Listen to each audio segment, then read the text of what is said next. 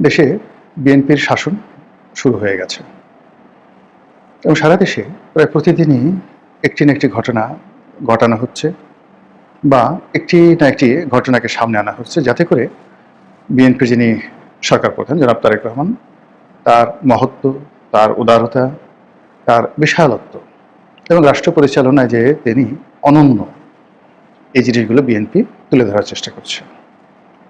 তিনি সাধারণ মানুষের মতো যানজট পার হচ্ছেন, তার গাড়ি যানজটে আটকে আছে।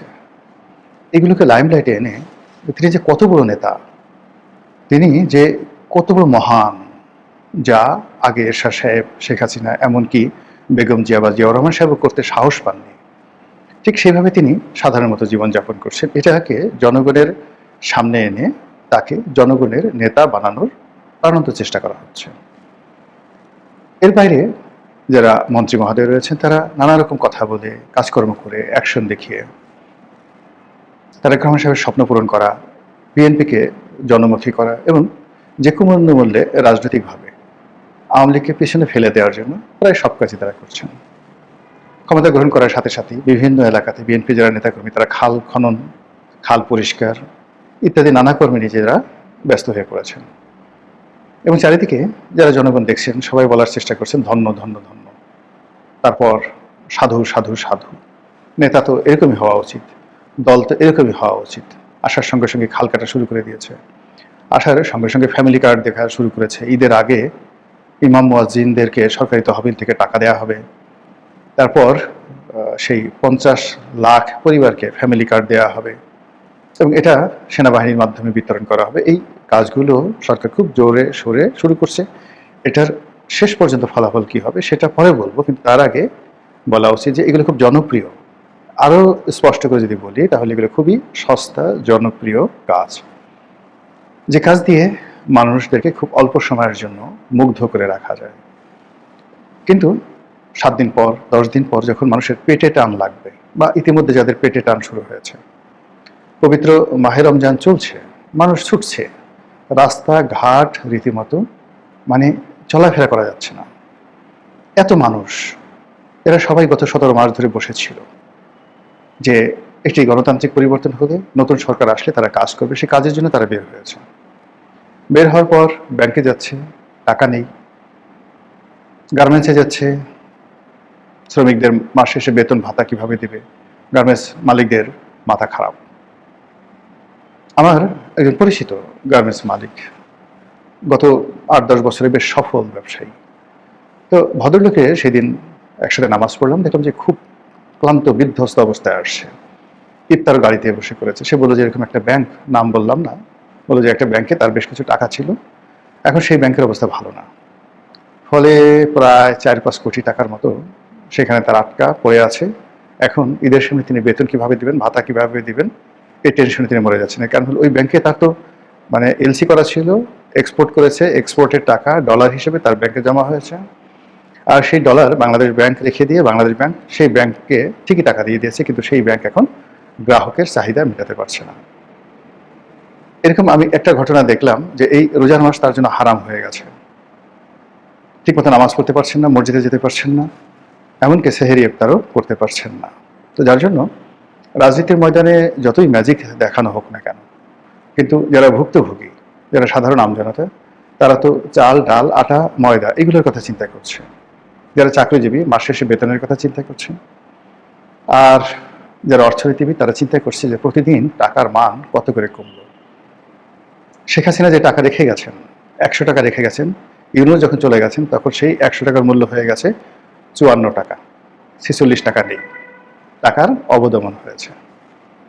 এখন তারেক রহমান সাহেবকে যদি আবার টাকা ছাপিয়ে তার সরকার চালাতে হয়, টাকা ছাপিয়ে খাল কাটতে হয়, টাকা ছাপিয়ে ফ্যামিলি কার্ড দিতে হয়, তাহলে এই যে এখন শেখ হাসিনার জমানার 100 টাকা, যেটার মূল্য এখন 54 টাকা আছে সরকারি হিসাবে, সেটার মূল্য হয়তো হয়ে যাবে আরো অর্ধেক, অর্থাৎ 54-র অর্ধেক, 27 টাকা। যে মুদ্রাস্ফীতির কারণে একটা সময় জার্মানিতে প্রথম মহাযুদ্ধ হয়েছিল, এই মুদ্রাস্ফীতির কারণে দ্বিতীয় মহাযুদ্ধ হয়েছিল, এই মুদ্রাস্ফীতির কারণে আমেরিকাতে গ্রেট ডিপ্রেশন হয়েছিল 1927 থেকে 33 সাল অবধি, 5 বছর। ইরানে কিংবা অনেক দেশে যখন এরকম মুদ্রাস্ফীতি হয়, ইউরোপের অনেক দেশে না তো হয়েছেই, আফ্রিকার কয়েকটি দেশে আছে যেখানে 1 কেজি আলু দাঁড়িপাল্লার একদিকে রেখে অন্যদিকে 1 কেজি টাকা গুনে দিতে হয়। এরকম ঘটনা ঘটেছে, টাকার এতটা অবমূল্যায়ন। তো বাংলাদেশ সেদিকে যাবে কি যাবে না সেটা নিয়ে আলোচনা করবো না। যে আলোচনা করবো যে রাজনীতিতে যা কিছু করা হচ্ছে এগুলো মূলত লিপস্টিক ডেভেলপমেন্ট। লিপস্টিক লাগিয়ে যেভাবে ঠোঁটকে লাল বানিয়ে দেওয়া হয়, কসমেটিক সার্জারি করে যেভাবে মানুষকে সুন্দর বানানো হয়, ঠিক এইভাবে একটা দেশ 15 দিন চালাতে পারবেন, 1 মাস চালাতে পারবেন, কিন্তু এরপরে আর চালাতে পারবেন না যদি রাজনীতির শূন্যতা থাকে এবং যদি অর্থনীতি ভালো না থাকে। আমাদের দেশে রাজনীতির শূন্যতা আছে, অর্থনীতির মহা সর্বনাশ ঘটে গেছে। এটা নিয়ে বিশদ আলোচনা। এর ফলে কি হচ্ছে, যত কিছুই হোক না কেন, কোনো অবস্থাতেই নায়ককে নায়ক বানানো যাচ্ছে না, ভিলেনকেও ভিলেন বানানো যাচ্ছে না। গত 17 মাস ধরে শেখ হাসিনাকে, আওয়ামী লীগকে অপান্তেয় করার জন্য, অপ্রয়োজনীয় করার জন্য ডক্টর মোহাম্মদ ইউনূস এবং তার পারিষদবর্গ সর্বোচ্চ চেষ্টা করেছেন, কিন্তু ফলাফল শূন্য। তাকে চলে যেতে হয়েছে অপমানজনকভাবে, এবং তার সঙ্গে যারা ছিলেন তাদের সবাইকে তিনি বিপদে ফেলেছেন। তার উপদেষ্টা, তার কিংস পার্টির কুশীলব, এমনকি তার উপর নির্ভর করে জামাত ক্ষমতা আসার যে স্বপ্ন দেখেছিল এবং যে হুম্বিতম্বি করেছিল, এটি এখন রীতিমতো জামাতের জন্য বুমেরাং হয়ে পড়েছে। আমি গত 17 মাস ধরে বলে আসছি যে বিএনপি ছলে বলে কৌশলে ক্ষমতায় আসার চেষ্টা করছে, এবং ক্ষমতায় আসার পর তারা জামাতকে এমন ডলা দেবে, 22 ডলা, যে ডলার পর জামাতের লোকজন বলবে যে আওয়ামী লীগের জমানাতে খুব ভালো ছিলাম, এবং ঘটনা সেই দিকে যাচ্ছে। চারিদিকে জামাতের নিস্তব্ধতা। নাসিরউদ্দিন পাটোয়ারির বড় বড় কত কথাবার্তাগুলো এখন নেই।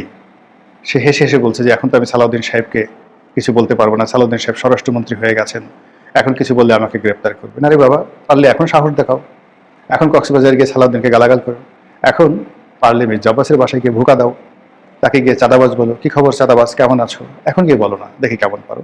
এবং এখন বলতে পারলে সত্যিকার অর্থে সাহস বোঝা যাবে। এখন সাদিক কায়েম ডাকসুর যে সহসভাপতি, ভিপি, শিবির নেতা, এখন যদি আপনার সাহস থাকে বা তোমার সাহস থাকে, ছোট ভাই এই জন্য তুমি করে বললাম, এখন থেকে বলো যে তারেক রহমানকে একটা লাথি দিতে চাও তো, যে একটা লাথি দিয়ে শেখ হাসিনাকে তাড়িয়ে দিয়েছি, তারেক রহমান সাহেব যদি এই কাজ করে তাকেও লাথি দিয়ে বাংলাদেশের থেকে তাড়িয়ে দেবো, একটু বলো তো বাবা, দেখি কেমন পারো। তারে বলার দরকার নাই ধানমন্ডির যে এমপি কিংবা ঢাকা বিশ্ববিদ্যালয়ের যে এলাকার এমপি মির্জা আব্বাস বা রবিউল আছেন, এদের দুজনকে একটু গালি দেন তো, দেখি কত বড় সাহস আছে, বুকের পাটা আছে। তো এই জিনিসগুলো হয় কি, আমাদের দেশে পরিবেশ পরিস্থিতি অনুযায়ী সবাই বড় বড় কথা বলে, আর যখনই শক্ত কোনো কিছু আসে সঙ্গে সঙ্গে আব্বা আব্বা বলে। তো রাজনীতিতে এই যে যা কিছু চলছে, আবার এখন যারা বিএনপির লোকজন গত এই ইউনূস জামানাতে যারা মিউ মিউ করতেন, তারপর শেখ হাসিনার জামানাতে যারা চিউ চিউ করতেন, এখন তারা হালুম, ওরে বাবা রে বাবা, রয়্যাল বেঙ্গল টাইগার হয়ে গেছেন। তো যাই হোক, যা কিছু হোক না কেন, প্রকৃতির একটা অমোঘ নিয়ম রয়েছে, প্রকৃতি শূন্যতা পছন্দ করে না।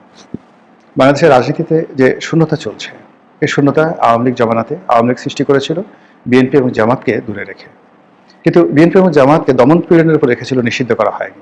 কিন্তু এখন যেটি হচ্ছে, জামাত যেহেতু সরকারি দলে গেছে এবং গত 17 মাসে তাদের কর্মকাণ্ড নিয়ে তারা চিন্তিত, এই জন্য জামাত একেবারে চুপ হয়ে গেছে।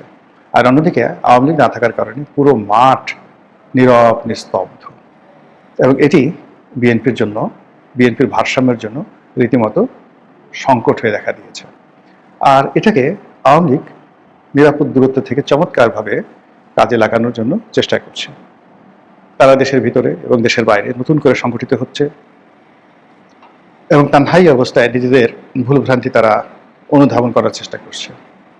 গত 1 সপ্তাহ ধরে আওয়ামী লীগের বিভিন্ন পর্যায়ের যারা লোকজন, বড় বড় নেতা, অনেক সঙ্গে আমার কথা হয়েছে। যেহেতু আওয়ামী লীগ করতাম 2009 সনে, যারা আমার সঙ্গী সাথী ছিলেন সংসদে, পার্লামেন্টের আশেপাশে, তারাই পরবর্তীতে আওয়ামী লীগের নীতি নির্ধারণী পর্যায়ে চলে গিয়েছিলেন। এখন তারা সবাই পলাতক। তো ব্যক্তিগত সম্পর্কের কারণে অনেকের সঙ্গে কথা হয়, খোঁজখবর রাখা হয়। তো দেখলাম যে সবাই অনুতপ্ত, তাদের ভুলগুলো তারা বুঝতে পেরেছে, আবার নতুন করে তারা গুছিয়ে উঠতে চাচ্ছে। অনেকে তো কথাও বললেন যে আমরা তারেক রহমান সাহেবকে নিয়ে যে টিটকারি করেছি, তাকে নিয়ে যে বাড়াবাড়ি করেছি, তার ফলে আমাদের এই ঘাড়ের উপর, চোখের উপরে, মুখের উপরে তারেক রহমান সাহেবের যে উন্নতি, আল্লাহ আমাদেরকে এর মাধ্যমে একটা শিক্ষা দিয়েছেন। এইরকম উপলব্ধির পর্যায়ে আওয়ামী লীগের লোকজন চলে গিয়েছে। তো যেটা বলছিলাম যে আওয়ামী লীগ নানাভাবে সংগঠিত হচ্ছে এবং এই বর্তমানে এই সময়টিকে তারা ধরে নিচ্ছে যে তারেক রহমান সাহেবকে অন্তত পক্ষে 2 বছর সময় তারা একটা হানিমুন পিরিয়ড দেবে। আওয়ামী লীগের পক্ষ থেকে সরকার 100% নিরাপদ থাকবে এবং এটা আওয়ামী লীগের পক্ষ থেকে সরকারের যে পর্যায়ে যোগাযোগ রাখা হয় বা হচ্ছে তাদেরকে এই কথা জানিয়ে দেওয়া হচ্ছে। আওয়ামী লীগ এই সময়টাতে নিজেদের সাংগঠনিক ক্ষমতাকে পাকাপোক্ত করবে, মামলা মোকদ্দমাকে সহনীয় করার চেষ্টা করবে এবং যারা মোটামুটি যাদের আত্মবিশ্বাস প্রবল এবং অন্যায় করেনি কিন্তু মিথ্যা মামলা হয়েছে, এই নেতাগুলো বিদেশ থেকে এসে বাংলাদেশে আত্মসমর্পণ করবে। এইভাবে তারা তাদের যে রাজনীতি সেই রাজনীতি ঠিক যে আওয়ামী লীগের অতীত ইতিহাস যে বিভিন্ন পরিবেশ পরিস্থিতি তারা যেভাবে কাজ করেছেন, যেভাবে তারা রুখে দাঁড়িয়েছেন, যেভাবে প্রতিকূল পরিবেশে নিজেদেরকে গড়ে তুলেছেন, ঠিক সেই জিনিসটা আবার নতুন করে তারা শুরু করতে চাচ্ছে। এবং এটা যদি সত্যিকার অর্থে তারা করতে পারে, আওয়ামী লীগ অতীতের যে কোনো সময়ের চেয়ে শক্তিশালী হবে, যে কোনো সময়ের চেয়ে ভালো করবে এবং আগামীতে যদি তারা ইতিবাচক থাকে এবং সরকার যদি তাদের ব্যাপারে ইতিবাচক থাকে, আশা করা যায় গণতন্ত্রের একটি সুন্দর বাতাস বাংলাদেশে প্রবাহিত হবে। মহান আল্লাহ আমাদের সবাইকে হেদায়েত দান করুন এবং হেফাজত করুন। আসসালামু আলাইকুম ওয়া রাহমাতুল্লাহি ওয়া বারাকাতুহু।